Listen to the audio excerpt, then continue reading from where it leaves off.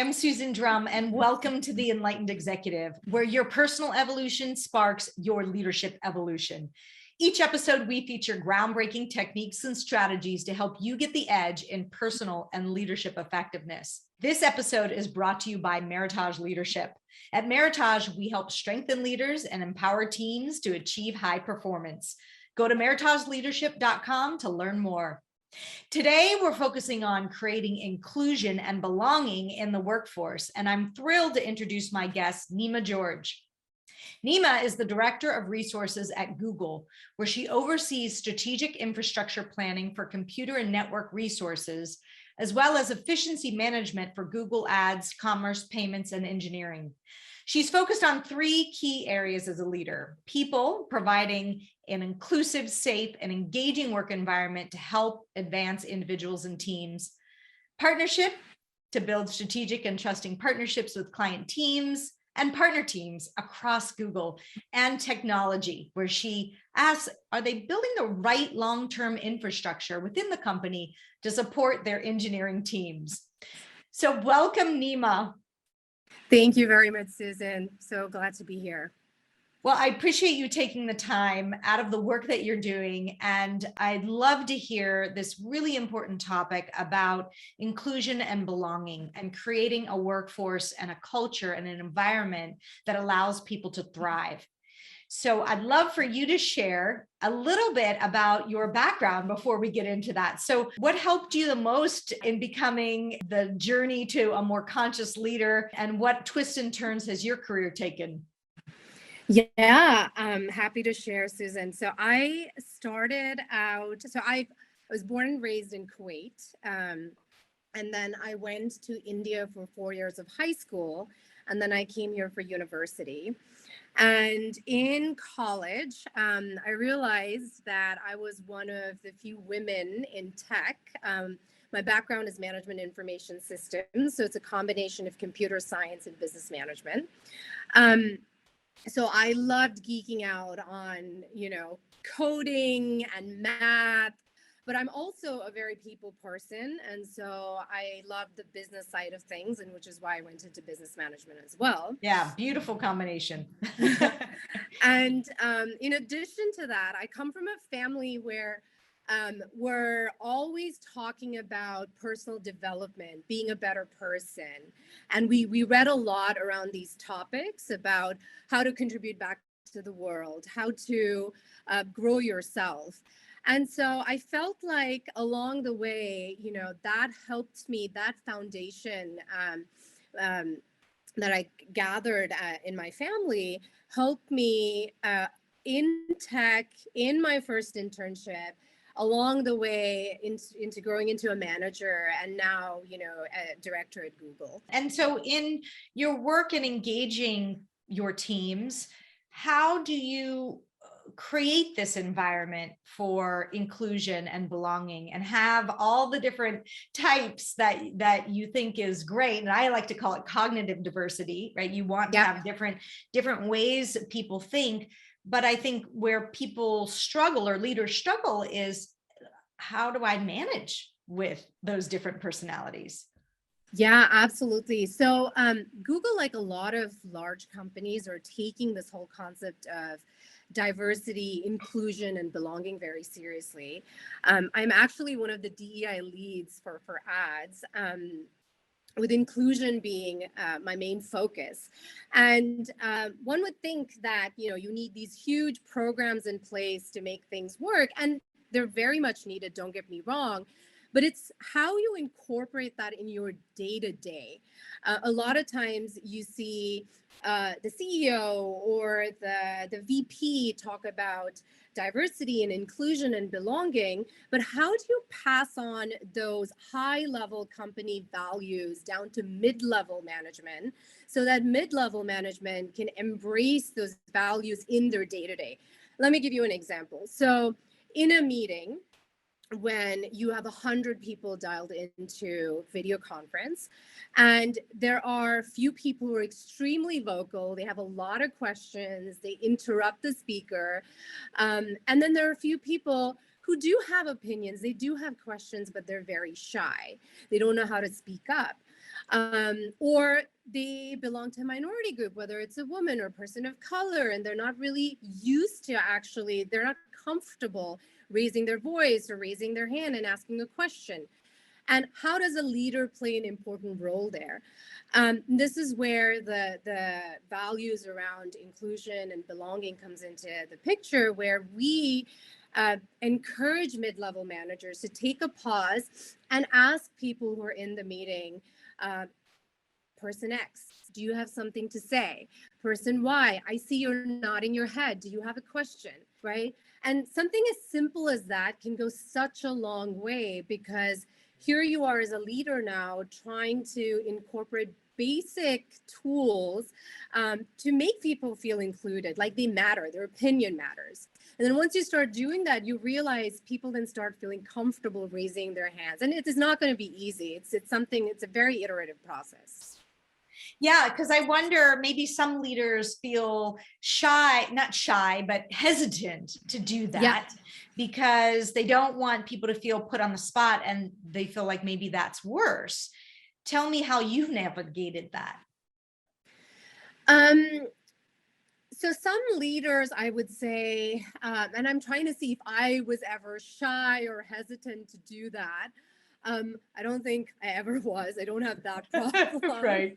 But I do want to say, though, you bring up a great point. I wasn't always like this in my career. I used to be that person that was hesitant due to imposter syndrome. You know, you're in a meeting and you're thinking, whether you're new to the team, you're new to the company, you're new to the organization, you're new to the program, you're always going to find yourself in situations where there is this voice in your head that says, I don't know anything about this topic. Should I actually raise my hand and ask a question?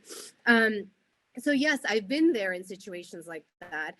And I, as a leader, I ask, myself, there were people who helped me out when I was going through that journey.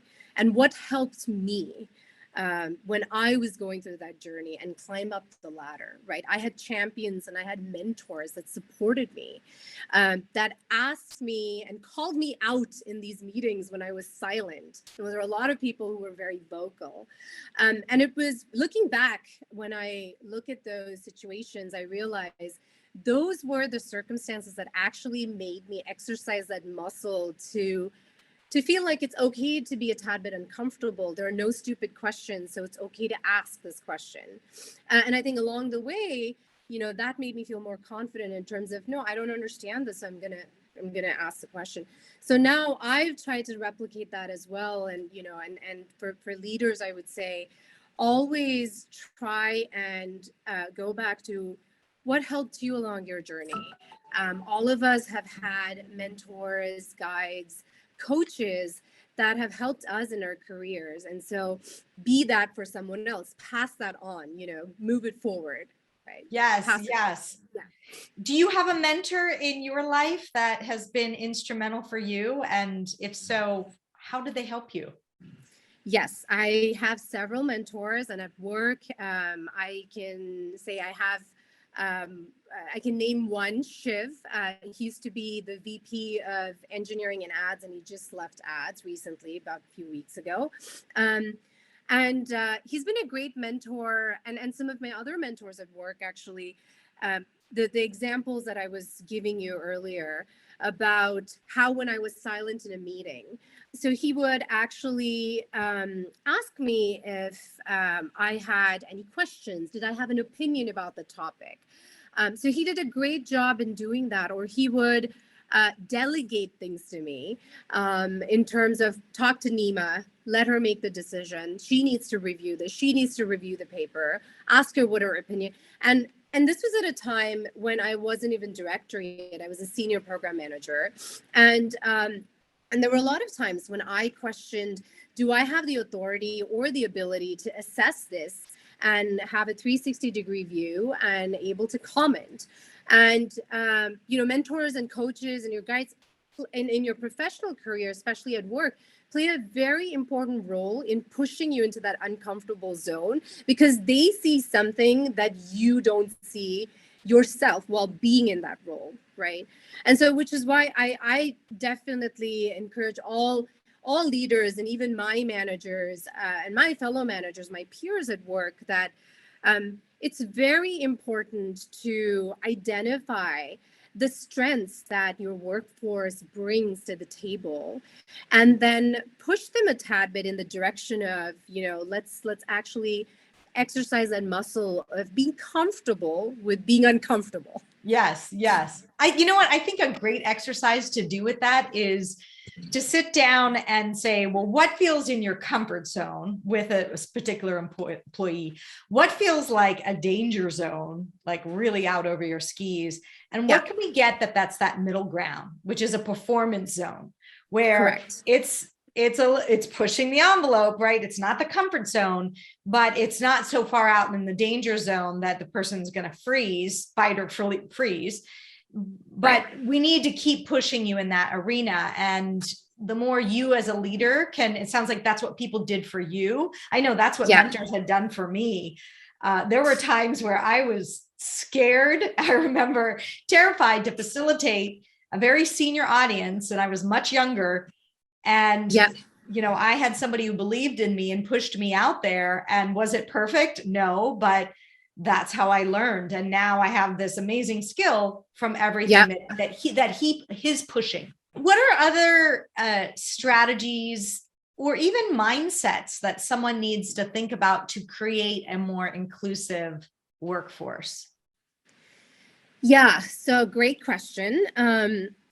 We are all biased, whether we like it or not. It's just the nature of how the human mind works. And this is something that started during the caveman and woman era, where, anybody was after our food, we considered them as a threat. And so it is just so natural for us to basically put people into boxes. And it is so important, and centuries later, right? Even if, no matter how much we read on this and think that we are not biased, there are a lot of times where our mind automatically goes into that mode. And so it's very important to catch ourselves. So what that means, so how does that translate into the workforce, into your day-to-day as a leader? It can be as simple as sifting resumes for a role. It can be as simple as interviewing somebody, and if they're not vocal enough, or if they're not answering your question in a way that is pleasing to you, whatever that definition is, if they're not like you in terms of thinking abilities or approaching a problem, automatically we end up concluding to a certain decision, right? Whether it's a yes or a no for that specific position. And so this is where I believe it's so important that, yes, when we incorporate inclusion and belonging in the workforce, it is so important. And this takes time. Don't get me wrong at all. This is where it takes effort and it takes time. This is not an easy problem to solve. But as a leader, it's so important to understand that when you're building your team, it is important to bring diverse minds together, because that's how you build a product with optimal quality. You don't want people to approach the problem in a similar manner. You don't want people who think the same way on the same team. And I'm actually very mindful of that when either I'm sifting through resumes or I'm interviewing, or even within the team, my current team. I know that there are a few folks who are extremely analytical. They're very data driven. I give them a problem. Their first way of approaching that is, let me just dump all the data and do some graphs and show you where the problems are. And then there are some folks who actually end up talking to partner teams, and they're doing more research, and they're trying and figuring out what are other people doing out there, and should we be adopting similar methodologies, right? And what I end up doing is, I'm very cognizant of the fact that whether it's my current team or if I'm interviewing somebody new, that I'm building a workforce where I have a good mix of folks. So I imagine in thinking through how do you create that diversity of thought, one of the tools is really diving into how people solve problems. Tell me about a time that you had a particular issue at work and how did you approach that? Or give them some similar situations that you've had to solve in your teams and see how they might go about that. I'm just wondering, are there other ways to test, because we're so, biased, how do we make sure that we're staying open to the different ways of thinking and not judging it as lack of competence? Yeah, and this is a very hard problem to solve. But one of the things that what I end up doing, because I'm not just managing my team, I also indirectly manage some of my partner teams. So there are folks who don't report to me directly, but I'm definitely coaching them in terms of how should they be running their projects or how do they work on a specific feature. So somebody might be great technically, and they're a technical guru when it comes to solving a problem. And it's almost like I just have to give 3 sentences and they're already coming up with a solution. But what their area of development is the communication piece of it, how to package the problem statement and the solution and solicit feedback from everybody, their stakeholder group, and then surface it up to leadership. And this is where, as a leader, sometimes in a situation like that, you get frustrated because, the immediate response is, wait, you came up with a solution and this is easy. All you have to do is put this in an email, solicit this feedback, or a document, solicit feedback. And this is where you have to check in with yourself, because something that has become so naturally to you doesn't necessarily mean it comes very naturally to somebody else. And I'm at a point where, this is what I've been doing for the past few years now. So now this comes very naturally to me, like this bias checking. But I know there are managers out there who struggle with this, right? Because it's so easy to just go with the solution and then ask this person working on the solution, put together the comms and then send it. And when it's not up to par with what your requirements or expectations are, you end up getting frustrated, and then you end up having that conversation with your direct report or the person that they could have done better. The work that you need to do around, I imagine you were facing a lot of that situation where people are very good technically, but need to work on the developmental skills of communication and how they package their work. So, and do you mostly do that by you coaching, or are there other ways to help the more technically inclined and less relationally inclined individuals? So at Google, we do have a lot of resources, but so we highly encourage the teams to sign up for these classes, and so there's a lot of resources available. But as a lead myself, I do take a personal interest in my team and making sure that they're all developing as far as their goals are concerned, right? So I'm always having conversations as far as where do you want to go technically and where do you want to go non-technically. And because I am director of program management is actually very much a combination of both. You have to know the technical space and the domain that you're supporting, but you also need to have the communication skills and the stakeholder management skills. That very important. Let's focus on women in tech, because that was another topic that we had touched on. Tell me a little bit about your perspective there.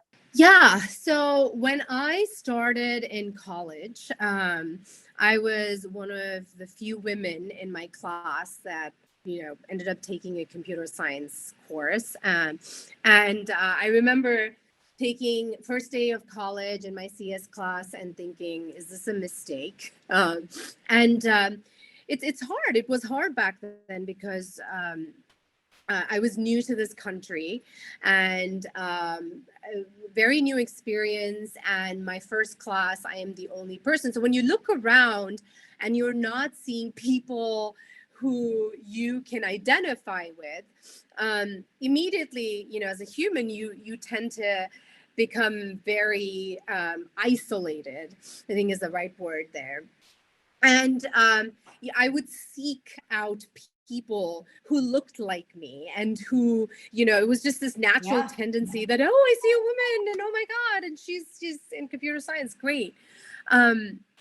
And of course, this has evolved, along the years, and great. I'm so happy to see that. But that being said, there are still a lot of industries out there, including tech, where women don't really dominate the workforce. It's very uneven, and along my journey, I've definitely sense that and experience that, where I've been in meetings where I was the only woman in the room, and I'm still in some meetings where I'm the only woman sometimes. That has changed, of course, since I first started my journey, my career journey in tech. But nonetheless, like, this is a definitely still prevalent situation that happens today. And as a lead, this is something, going back to the example I gave you, right? Like, some of my coaches and mentors did a great job in promoting me and pushing me into that uncomfortable zone of, Nima, do you have something to say? Hey, do you want to say something? And especially in a room full of male engineers, and this is way back when, I first joined Google, and everybody had an opinion, and here I was thinking, oh, I don't think I know this. I don't think I can say this. I'm going to look stupid. Maybe I should just keep this to myself. My mentors back then definitely pushed me to be okay with asking, even if they're stupid questions, who cares? Just, speak up in the meeting, right? And I want to give you an example. This isn't actually, I think, so I joined Google in 2006. Now, my LDAP, because my last name is George, for the longest time, actually, people thought I was a male. Because in the system, right? In the system, all they saw was George. And so here I was updating all these bugs and updating it. And so one day when we finally had like an in-person, and this is during a time when I was working with some global teams. So one day when we finally had an offsite where everybody had to fly into Mountain View, and we were all in one room finally, this is months later, I was in a meeting, and there were, very strongly opinionated people there, and we were discussing some document, and people were talking, and I had something to say, and I said, well, if you do this, then you're missing out on ABC, and then you have to do that XYZ, and to have you consider blah blah blah. And then this person, and I was the only female in this room, and this one of the very opinionated based person in the room goes, and who are you? And I looked at this person and I said, well, I'm Nima George. I've been working on this for, the past 6 to 7 months. And then, who is Nima George? And he goes like, who's Nima George? And here I am thinking, oh gosh, like, nobody knows me. Like, what's going on here? And then all of a sudden, somebody else said something like, oh my gosh, you are the George we see on those bugs, because we thought that person is a male. You were a female? Right. And the reason why I wanted to highlight that example is, something as like subtle as that, you take that with you, like as a junior person on a team, and you just feel like, wait, do I even matter? Like, did people even know that, I existed and I worked on this project, right? And this was really long time ago, right? But these are the things where, like, this is why inclusion and belonging is so important, and the latest buzzwords today in terms of how to be an effective leader, because you don't want to create moments like that where, and you've experienced them, right? I mean, you're firsthand. So no wonder this is such an important cause for you, given what you've had to face. in your career. Yeah. Yeah.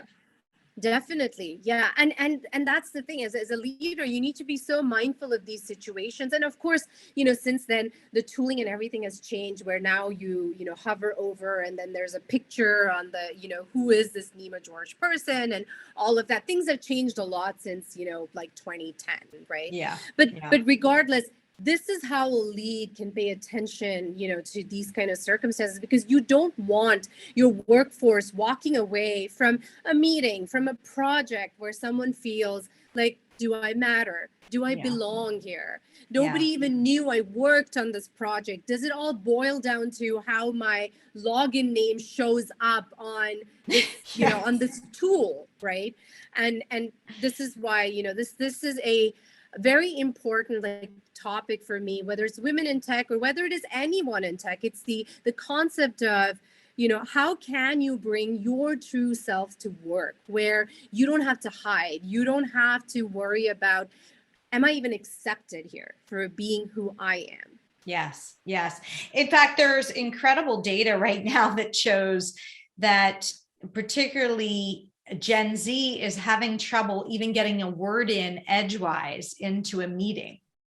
And you think about that. So what are we doing as leaders to promote create the platform to create greater diversity of thought, opinions, and like you said, calling people out? So what would you say is one thing that people could do tomorrow, leaders could do tomorrow, to foster a greater inclusive culture and team environment?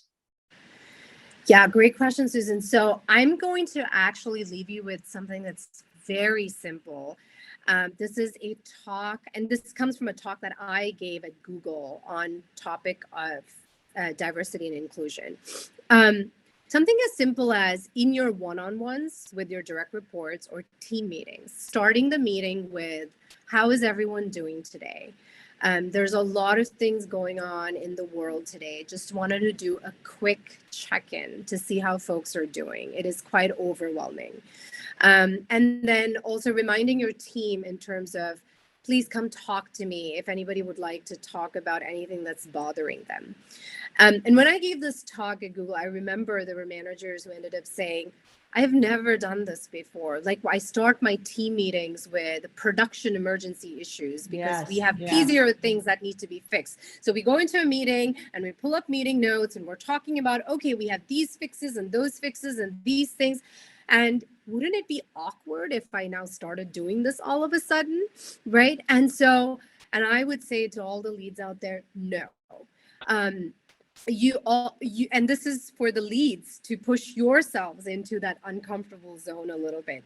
So what if you're going to feel a tad bit awkward for the first, 2 to 3 minutes of the meeting? It is about how you lead. So when you talk about retention of workforce, you got to look in the mirror and saying, how am I leading, and how am I, what kind of environment am I creating for people? So this is great. Well, Thank you for spending some time with us today. Can you tell me where, if people want to reach out to you to hear a bit more, how can they connect with you? They can find me on LinkedIn, Nima George. That's where they'll find me. Great. Well, thanks again for being part of the Enlightened Executive. Thank you. And if you loved this episode, you're not going to want to miss my interview with David Rendell, who discusses a unique strategy on how to be a better leader by balancing your strengths while amplifying your flaws. Let's lead the way. Hope you enjoyed today's episode, and I'd like to point you to the next important step. Hit the subscribe button and the bell to get notified when we release new content. I'll see you on the next episode of The Enlightened Executive.